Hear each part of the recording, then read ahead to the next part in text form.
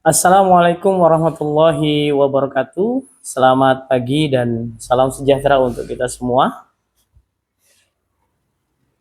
Hari ini kita bertemu kembali dengan Parade Belajar, salah satu program yang digagas oleh kelompok kerja guru pendidikan agama Islam dalam rangka menyambut dan memperingati Hari Pendidikan Nasional tahun 2025.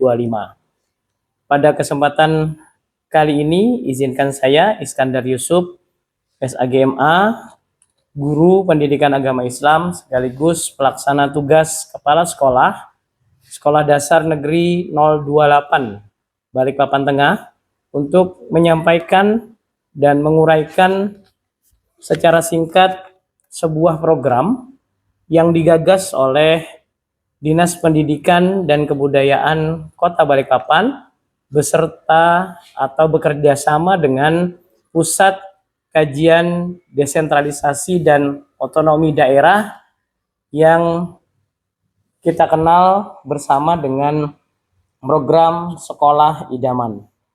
Sekolah Idaman di tahun 2025 ini adalah program yang ketiga yang dilaksanakan oleh Dinas Pendidikan dan Kebudayaan Kota Balikpapan bekerja sama dengan KDOD yang bertujuan untuk meningkatkan kualitas aparatur sipil negara di lingkungan pendidikan di Indonesia melalui pelatihan dan pengembangan kapasitas bagi para pendidik dan tenaga kependidikan.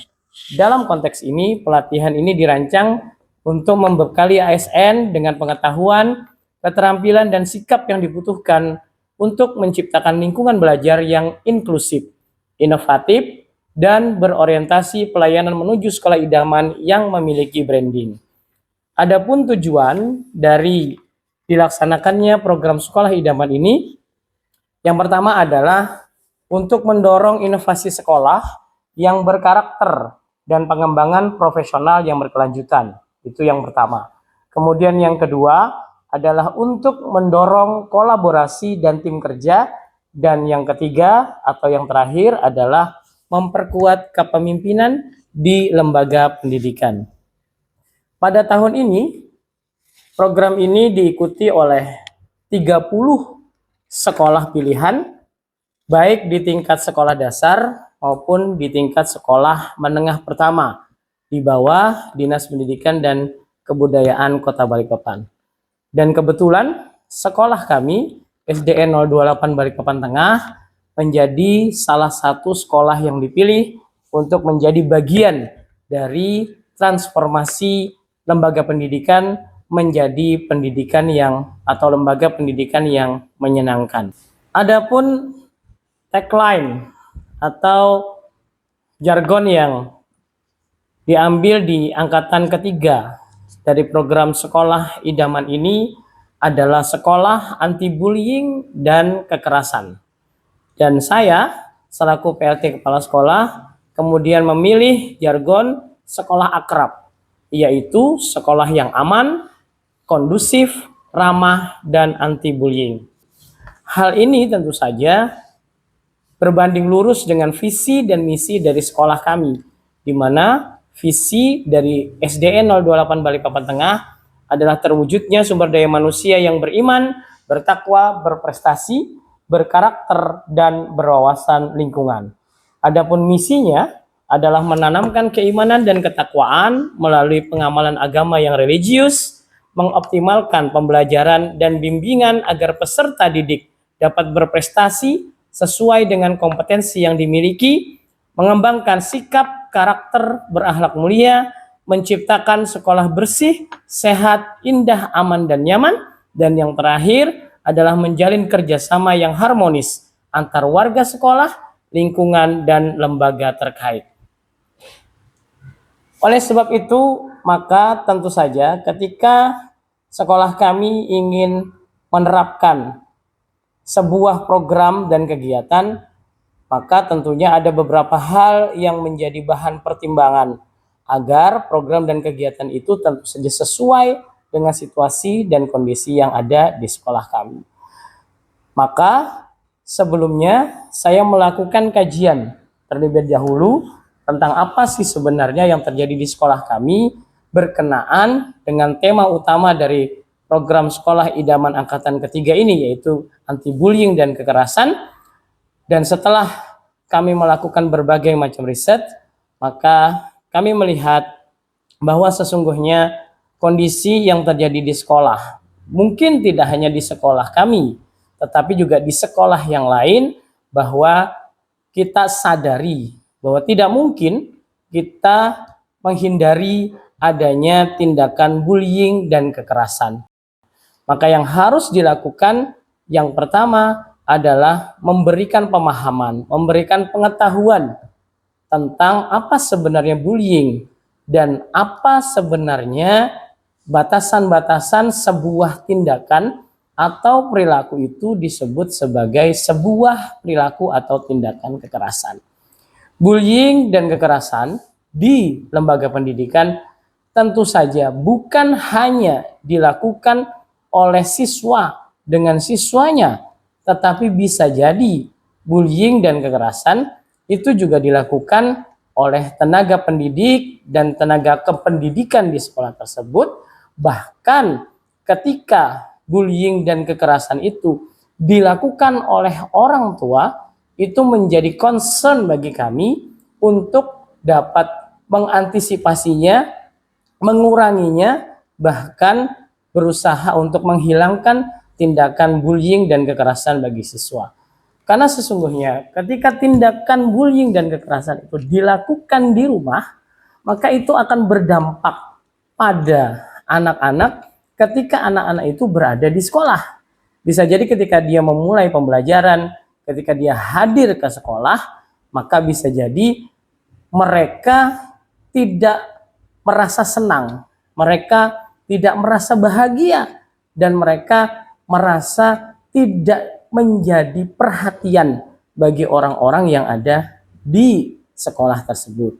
Atas dasar beberapa hal tersebut, maka saya kemudian berinisiatif untuk melakukan 5 tahapan, 5 tindakan, 5 program, dan 5 kegiatan untuk meminimalisir, paling tidak meminimalisir, atau harapan kami agar sekolah kami menjadi sekolah yang ramah anak, sekolah kami menjadi sekolah yang aman, dan sekolah kami menjadi sekolah yang kondusif dan anti bullying. Yang pertama, program yang kami canangkan adalah program yang kami beri jargon holistik. Apa holistik itu? Holistik itu adalah kepanjangan dari Hotline Siswa Beretika. Program ini kami terapkan di sekolah dengan menyampaikan tidak hanya kepada siswa, tetapi juga kepada orang tua, sebuah call center yang memungkinkan kepada mereka semua untuk kapanpun, dimanapun, untuk dapat melaporkan tindakan-tindakan anti bullying dan kekerasan yang mereka alami kepada kami, baik itu yang dilakukan di sekolah maupun di luar sekolah. Dan itu kerahasiaannya terjamin, karena saya sendiri yang kemudian menerima laporan-laporan tersebut dan kemudian menindaklanjutinya. Ketika itu berkenaan dengan guru, maka kami akan memanggil guru tersebut. Ketika berkenaan dengan orang tua, maka kami akan berusaha berkonsultasi dengan orang tua. Yang kedua, ada program yang kami namakan dengan DASI, yaitu diari anak senang dan sedih. Di dalam diari itu, dalam bentuk buku, kami tampilkan simbol-simbol, kami tampilkan jati diri anak, dan kami tampilkan apa yang anak-anak rasakan, apa yang anak-anak alami setelah proses pembelajaran dilakukan.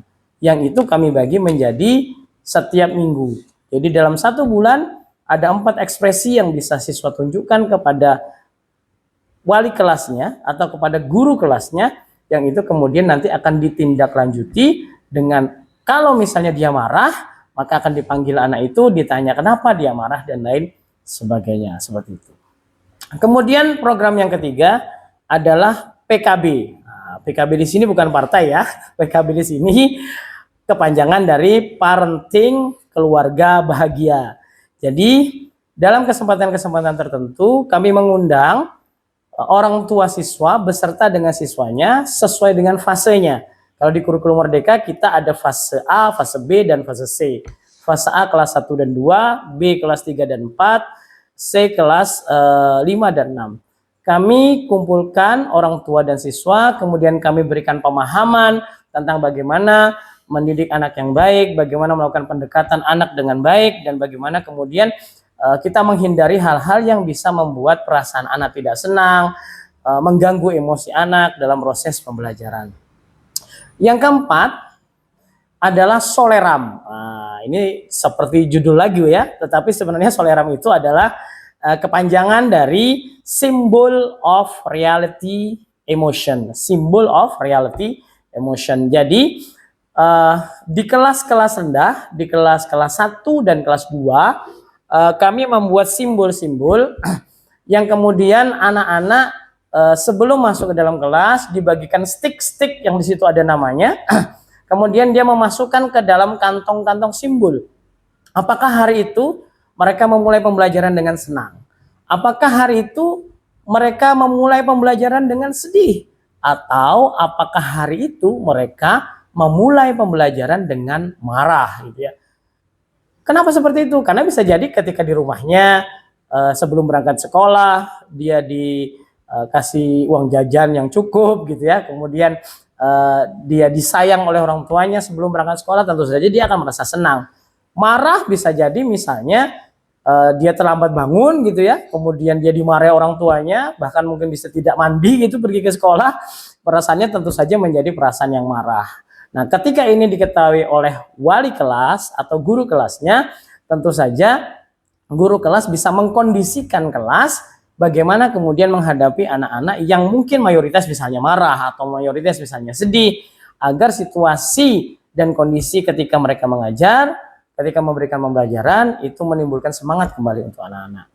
Nah, tidak hanya ketika awal masuk, ketika pulang pun dari pembelajaran, anak-anak itu kemudian diminta kembali untuk menunjukkan bagaimana ekspresi emosinya dalam pembelajaran yang telah mereka lakukan. Kalau misalnya gurunya marah-marah, bisa jadi stick nama yang dimasukkan di dalam kantong emosi itu adalah perasaan marah dan seterusnya. Dan yang terakhir, dari program sekolah idaman yang kami canangkan adalah program jus salak. Nah, jus itu sesuatu yang menyegarkan ya. Tetapi kepanjangan dari program jus salak ini adalah Jumat Salam Saling Memaafkan Kesalahan. Kami alhamdulillah di sekolah kami ada namanya Jumat Rohani, di mana di hari Jumat itu di jam awal untuk yang beragama Islam, sekolah kami mengadakan sholat duha secara berjamaah, dilanjutkan dengan zikir dan dilanjutkan dengan tausiah. Untuk yang beragama selain Islam, mereka melakukan ibadah masing-masing, seperti misalnya yang beragama Kristen, mereka melakukan ibadah kerohanian di ruangan kelas yang dibimbing oleh guru-guru yang beragama sesuai dengan keyakinan mereka masing-masing. Nah, bagi yang beragama Islam, setelah kami melakukan sholat duha, kami melakukan zikir bersama, doa bersama, kemudian kami mengadakan tausiah bersama, maka ditutup dengan kami saling bersalaman. Tidak hanya siswa dengan gurunya, tidak hanya siswa dengan tenaga kependidikannya, tetapi juga siswa dengan sesama temannya. Dan ketika bersalaman itu, maka mereka diwajibkan untuk mengucapkan kalimat permohonan maaf kepada temannya. Sehingga dengan tindakan ini, insya Allah, maka mereka yang mungkin dendam, mereka yang mungkin sakit hati karena dibullying oleh teman-temannya, diolok-olok oleh temannya, dipukul oleh temannya, maka ketika saat itu mereka semua saling memaafkan satu dengan yang lainnya. Bahkan di dalam agama Islam pun dikatakan bahwa orang yang meminta maaf atau meminta maaf terlebih dahulu, walaupun dia tidak bersalah mungkin, itu lebih baik daripada orang yang memaafkan. Nah, itulah program-program yang SD Negeri 028 lakukan dalam rangka menjadi bagian dari program sekolah idaman yang dicanangkan oleh Dinas Pendidikan dan Kebudayaan Kota Balikpapan di tahun 2025 ini. Tentu saja kami berharap dari program yang kami canangkan dan pelatihan yang dilakukan selama 70 hari oleh Dinas Pendidikan ini membawa manfaat, membawa perubahan tentu saja, dan menjadikan sekolah yang kami pimpin, yang kami diberi amanah untuk memimpinnya, menjadi sekolah yang benar-benar diidamkan oleh anak-anak yang ada di sekolah kami. Sehingga yang terjadi ketika anak masuk, mereka dalam keadaan yang sedih mungkin, tetapi setelah keluar dari sekolah, mereka menjadi anak-anak yang kembali ceria. Dan sekolah menjadi tempat yang dirindukan bagi anak-anak untuk selalu dapat hadir di sekolah itu, menimba ilmu, sekaligus menyebarkan kasih sayang kepada sesama. Mungkin itu yang bisa saya sampaikan sebagai bagian dari program KKG PAI Kota Balikpapan dalam rangka menyambut Hari Pendidikan Nasional tahun 2025 ini. Mudah-mudahan kita semua dapat mengambil hikmah dari program dan kegiatan yang telah kami jalankan, dan kami berharap mudah-mudahan sekolah kita benar-benar menjadi sekolah idaman, tidak hanya bagi siswa, tetapi juga bagi guru, bagi tenaga kependidikan, dan bagi orang tua anak-anak. Terima kasih, mohon maaf apabila ada hal-hal yang kurang berkenan. Kami akhiri, wabillahi taufik wal hidayah, wabirridha wal inayah. Wassalamualaikum warahmatullahi wabarakatuh.